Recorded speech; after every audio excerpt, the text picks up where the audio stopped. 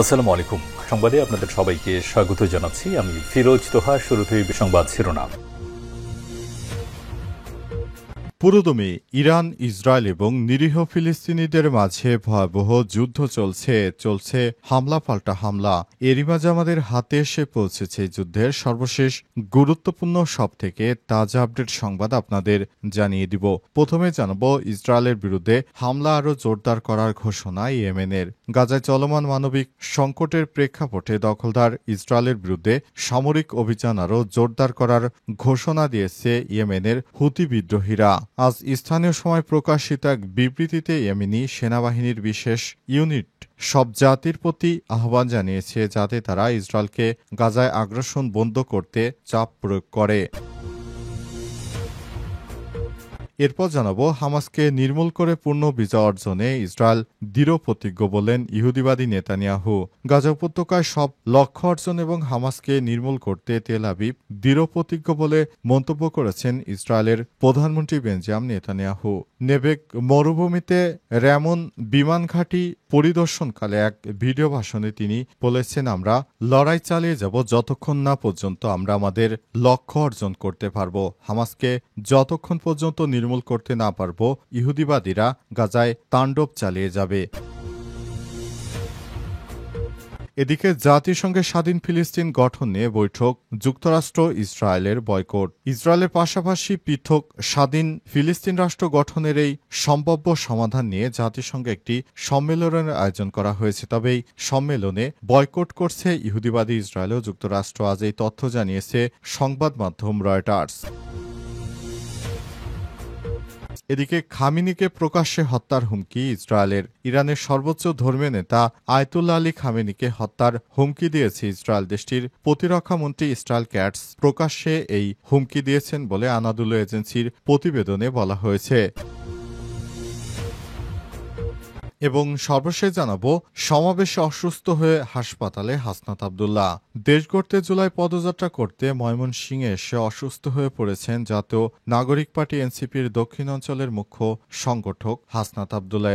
এই ঘটনায় তিনি নগরীর নেক্সাস প্রাইভেট হাসপাতালে প্রাথমিক চিকিৎসা নিয়েছেন। আজ সন্ধ্যা ৬টা ৩০ থেকে রাত ৯:৩০ পর্যন্ত তিনি বেসরকারি হাসপাতালে চিকিৎসা নিয়েছেন। প্রিয় দর্শক, এতক্ষণ শুনছিলেন সংবাদ শিরোনাম, এবারে বিস্তারিত। তবে তার আগে বন্ধুরা অনুরোধ থাকবে এই সংবাদটিতে একটি লাইক দিন। এই চ্যানেলে আপনি নতুন হয়ে থাকলে আমাদের সংবাদটি দেখতে দেখতে চ্যানেলটি সাবস্ক্রাইব করে রাখুন। কমেন্ট করে বন্ধুরা আপনার মূল্যবান মতামত জানিয়ে দিন আপনি বিশ্বের কোন দেশ থেকে বা বাংলাদেশের কোন স্থান থেকে আমাদের সংবাদটি দেখছেন এবং শুনছেন। আর বন্ধুরা, গাজা যুদ্ধে আপনি যদি নিরীহ ফিলিস্তিনিদের ভালোবেসে থাকেন কমেন্টে ইয়েস লিখে বিশ্ববাসীকে জানিয়ে দিন। সংবাদটি আপনার সোশ্যাল মিডিয়া ফেসবুকে শেয়ার করে বন্ধুদেরও দেখার সুযোগ করে দিন। এবারে বিস্তারিত।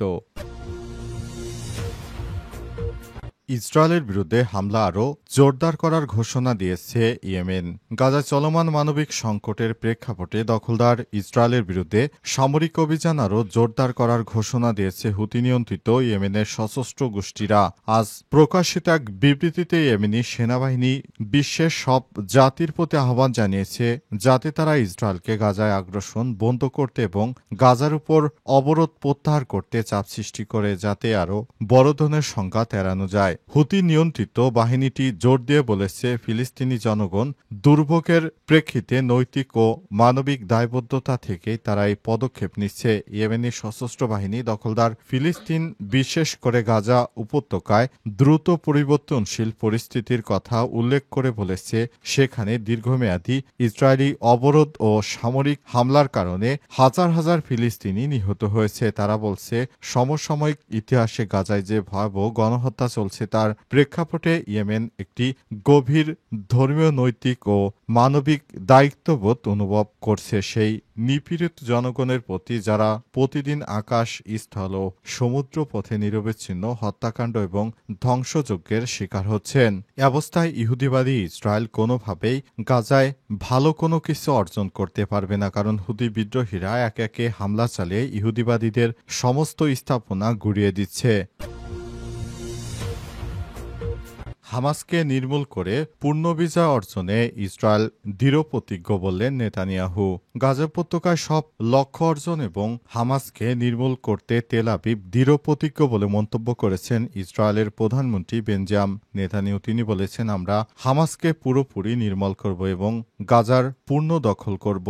আমরা কোনোভাবেই গাজাকে ছেড়ে দিতে পারি না, কারণ আমাদের নিরাপত্তার হুমকি রয়েছে হামাসের দ্বারা। হামাস কোনোভাবেই ইহুদিবাদী ইসরায়েলের ভালো দেখতে পারবে না। সবসময় ইসরায়েল একটি অস্তিত্ব সংকটের মুখে পড়বে। এ কারণে নেতানিয়াহু কোনোভাবেই ইহুদিবাদী ইসরায়েল কোনোদিনও হামাসকে ভালোভাবে নিতে পারবে না। তারা পুরোপুরিভাবে হামাসকে ধ্বংস করবে, তারপর হামাসকে ছাড়তে চায়। তা না হলে তারা যে ধরনের আগ্রাসন শুরু করেছে হামাসকে নির্মূল করে সেটি বন্ধ করতে চায়। মার্কিন যুক্তরাষ্ট্র জানিয়েছে কোনোভাবেই তারা আর হামাসের সঙ্গে যুদ্ধবিরতি করতে চায় না, কারণ হামাসের সঙ্গে যে কয়েকটি যুদ্ধবিরতির প্রস্তাব দেওয়া হয়েছে প্রত্যেকটি হামাস গড়িমসি করে সেগুলো নষ্ট করেছে। সুতরাং এই ধরনের কোনো কর্মকাণ্ড আর হতে দিতে চায় না মার্কিন যুক্তরাষ্ট্র ও ইহুদিবাদী ইসরায়েল। তাই নতুন করে যে কোনো ধরনের হামাসকে মোকাবেলায় যে কোনো পদক্ষেপ নিতে নেতানিয়াহুর পক্ষ থেকে সর্বদা প্রস্তুত রয়েছে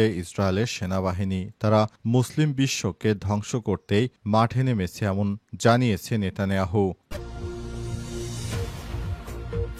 জাতিসংঘের স্বাধীন ফিলিস্তিন গঠন নিয়ে বৈঠক, যুক্তরাষ্ট্র ইসরায়েলের বয়কট। এবার ইসরায়েলের পাশাপাশি পৃথক স্বাধীন রাষ্ট্র গঠন করার জন্য জাতিসংঘ থেকে প্রস্তাব দেওয়া হয়েছে, তবে ইহুদিবাদী ইসরায়েল সে বিষয়টি প্রত্যাখ্যান করেছে। ফিলিস্তিনের মাহমুদ আব্বাসকে সরাসরি প্রস্তাব দিয়েছে জাতিসংঘ। তারা চায় দুই দেশের জন্য শান্তি অববাহিকায় একটি স্বাধীন রাষ্ট্র গঠন খুবই গুরুত্বপূর্ণ ভূমিকা রাখবে। তবে ইহুদিবাদী ইসরায়েলের প্রধানমন্ত্রী বেঞ্জামিন নেতানিয়াহু এবং তার ইহুদিবাদীরা সম্পূর্ণ এই ধরনের দ্বিরাষ্ট্রভিত্তিক সমাধানের পথে হাঁটবে না। তারা বলছে, আমরা কখনোই নিরীহ ফিলিস্তিনিদের জন্য একটি আলাদা রাষ্ট্র দিতে চাই না, কারণ সেখানে যদি হামাস একবার ঘাঁটি গেড়ে ফেলতে পারে তাহলে ইহুদিবাদী ইসরায়েল আর কখনোই মাথা উঁচু করে দাঁড়াতে পারবে না। তাই এই ধরনের পদক্ষেপ নিতে শুরু করেছে ইহুদিবাদী ইসরায়েল। ইসরায়েল কোনোভাবেই চায় না যে মুসলিম জাতিগোষ্ঠী কখনো ভালো কোনো কিছু করুক। সবসময় ইহুদিবাদীরা